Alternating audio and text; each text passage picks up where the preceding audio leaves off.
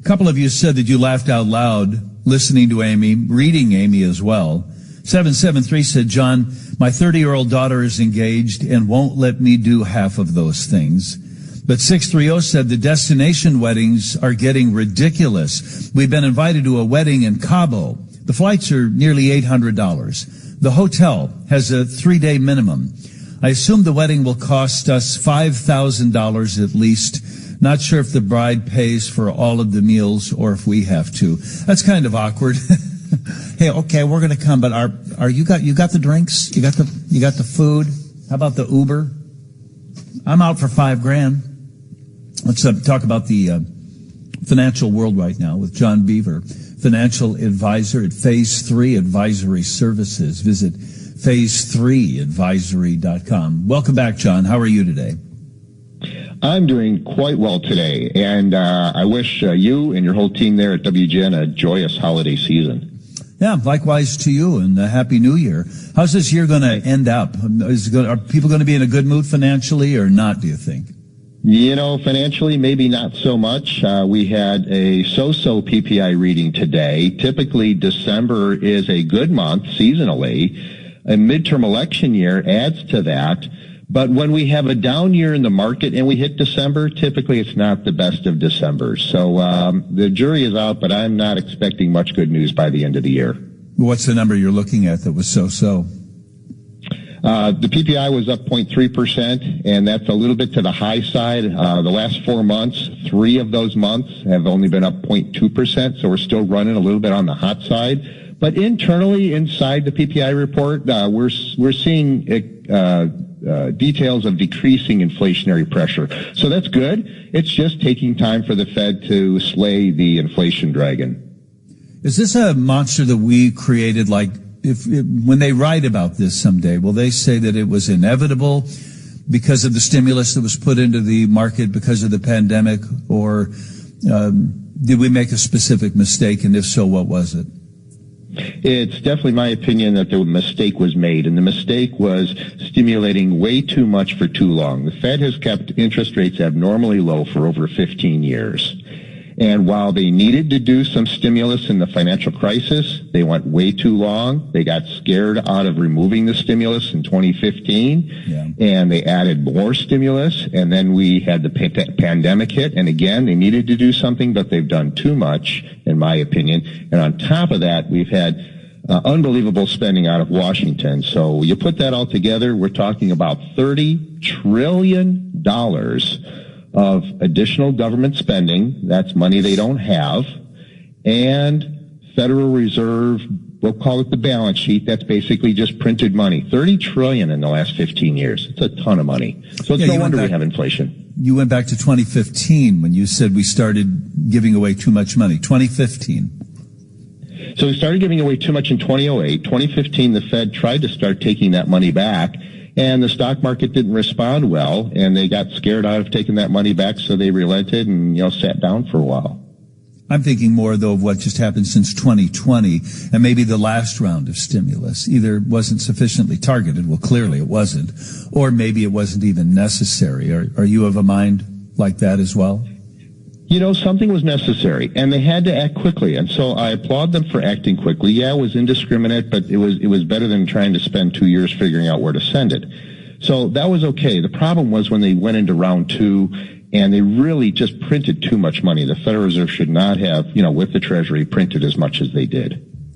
And I want to ask you about interest rates a little more after this. John Beaver's on the line. It's 12:15. Speaking of all of that, Bob Kessler, where are the markets right now? They have gone down into negative territory now. Dow. Anyway, Omaha Steaks, what did I say? 50% off. Go to omahasteaks.com right now. omahasteaks.com. Save $40 when you use the promo code King John. Minimum order may be required. 12:20 on WGN. John, doesn't that sound good? You're going to send Omaha Steaks to all your family and friends? Yeah, in fact, while you're talking about it, King John, I'm ready to just go home right now and cook one up. But we've got something tasty in the financial markets, too. Ooh, good segue. What have you got? Bonds. Bonds are back. It has been years since we have looked at buying traditional bonds because the interest rates have been held abnormally low. They're finally getting back to a normal level. That rise has been devastating to the bond market the last 18 months. Worst bond market in history the last 18 months. But finally we're to a point where people can buy bonds again. We got the 2-year Treasury yielding 4.33%. The 10-year Treasury less than that at 3.55, which gives us an inverted yield curve, which does predict a recession. But this is a good time to be buying some bonds and adding them back into your portfolio. Yeah, we've been talking about that a lot on this radio show this last half of the year. In fact, the number one searched business item on Google was about this very subject, about as much as that inverted yield curve is not a good thing, you can take advantage of it, right? Absolutely, and this is the time to do it. So if you're not loving stocks, what stocks do you at least love a little bit? What are you optimistic about? So this is a time to still be defensive. The time to buy stocks across the board is about the time that the recession starts, and we're still waiting for that recession. So meanwhile, you want to sit in maybe healthcare, consumer staples can be a good place to be.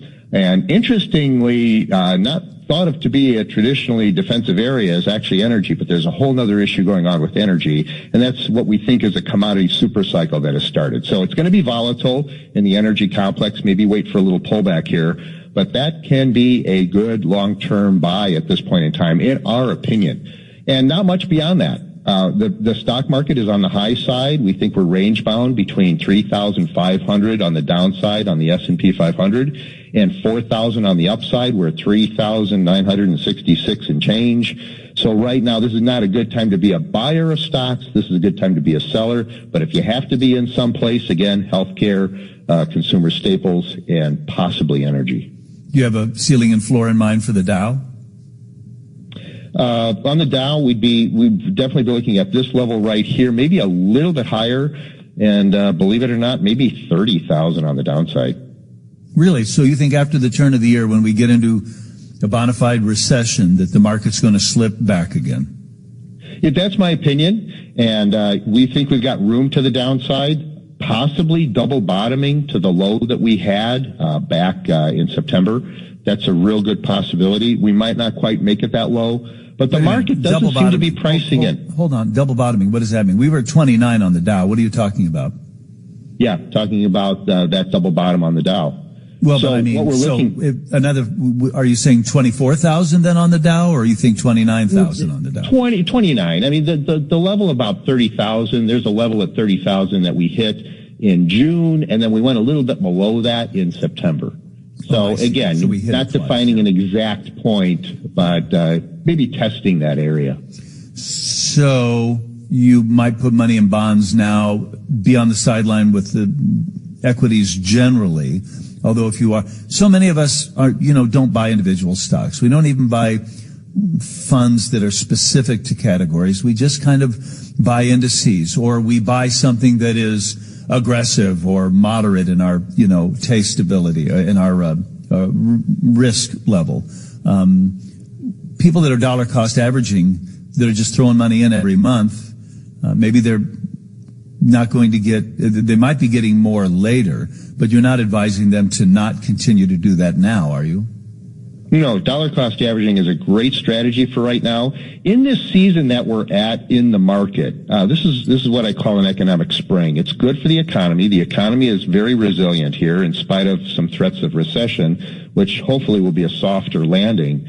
But this is still a good time to be an investor in the U.S. economy. So keep that dollar cost averaging going. All these purchases in these low area will make money if the market recovers. And we do expect the market to recover to the previous high, 4,800 on the S&P, but probably not for at least 12 months. So you have to just be patient and keep plunking that money in. The challenge is if people have money in the market that they're going to need in the next year, that's where the challenge comes in. And they shouldn't have had that money in the market, shouldn't have short-term money ever in the market. That belongs somewhere else. But yeah, they can keep dollar cost averaging. We're not to the point where we're going to get range bound in the market for a decade yet. That day may be coming, but not just yet. So one last hang question. on. What about FTX? What's the long-term effects of that?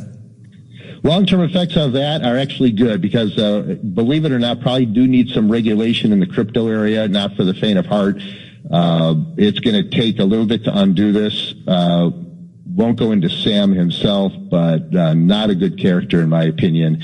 And what this is going to do is take away some of the anonymity that people have wanted in the crypto area, but it is going to advance regulation, which is just going to speed up the process of moving to a central bank digital currency probably sometime in the next 5 years.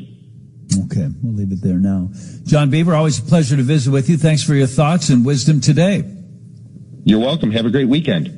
John's a financial advisor at Phase 3 Advisory Services. Phase 3, the number 3, advisory.com is the website for him and his people. It's 1226. WGN Radio News is next.